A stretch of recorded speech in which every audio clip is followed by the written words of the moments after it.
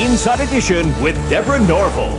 Hi, everybody, and thanks for joining us. If you watch much television, you know a lot of what's on the screen is pretty predictable. But when the unexpected happens, like a technical snafu, then things get interesting. And nothing seems to grab viewers more than when someone starts a fight and they're not in the boxing ring. Here's Steve Gendell. Larry Holmes punched me. Hit me in my head. A heated press conference with heavyweight fighter Trevor Berbick turns violent when opponent Larry Holmes picks a fight outside the ring.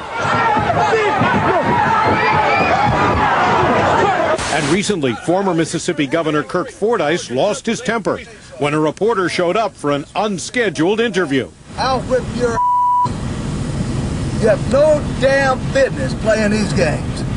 Often, what starts out as calm, controlled photo opportunities turn ugly. Get the camera. Like when pop singer Bjork went berserk, arriving for a tour of Thailand.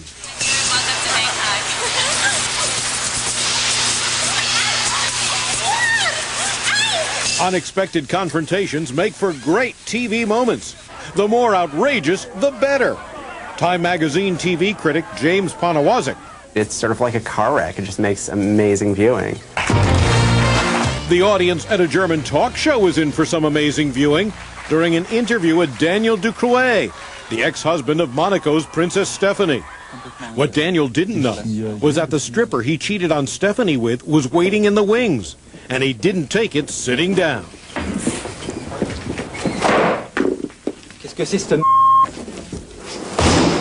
It's always uncomfortable when confrontations happen on usually calm celebrity talk shows.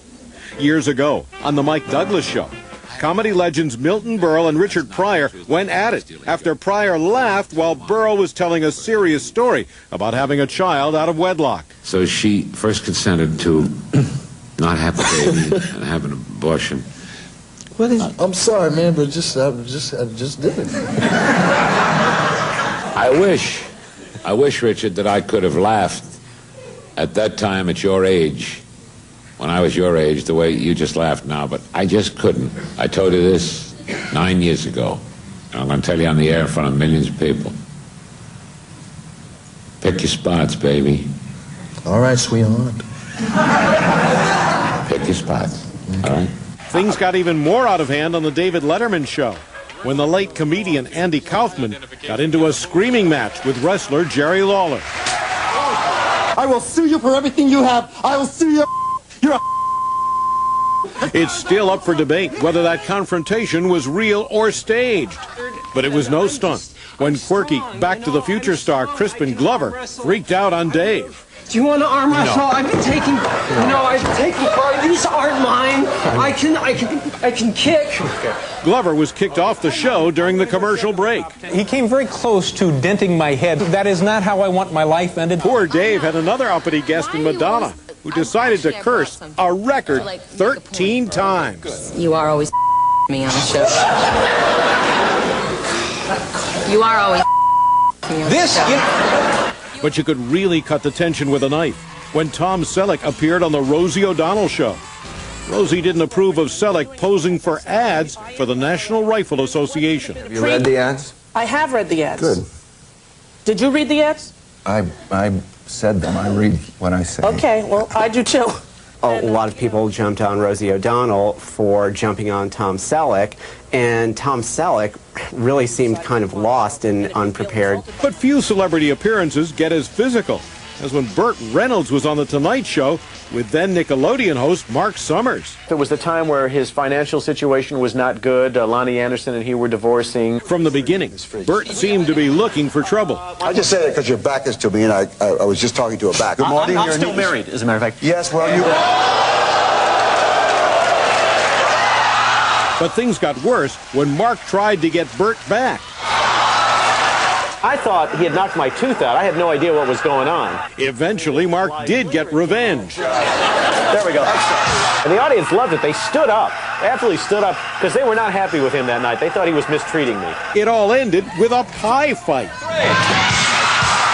Now he hugs me here and he whispers in my ear, I only did that because I really like you. I have no idea what that meant at the time. It was great television, though. And watch out when interviewing a hot-headed athlete, as ESPN's Jim Rome found out after teasing quarterback Jim Everett, calling him female tennis player Chrissy Everett. You probably won't say it again. I bet I do. Okay. Chris? Some say Rome got what he deserved. The guy's really baiting Everett. And many think NBC sports reporter Jim Gray was out of line with his confrontational interview with Pete Rose. During a ceremony honoring Rose at last fall's World Series, Gray hammered him about the gambling allegations against the suspended legend. Yeah, I'm surprised you're bombarding me like this. I mean, I'm doing an interview with you on a great night, a great occasion, a great ovation. Everybody seems to be in a good mood, and you're bringing up something that happened 10 years ago. But no one found New York sportscaster Russ Salzberg at fault with his interview with a rude Mike Tyson. Well, it. It's a fight, so whatever happens, happens. Mike, why do you have to talk like that? Well, I'm talking to you the way I want to talk to you. You have a problem, turn off your station. It becomes insulting both to me and to the viewer. So enough was enough. I think we'll end the discussion right now. Then we could. You got it. Have a nice fight, Mike.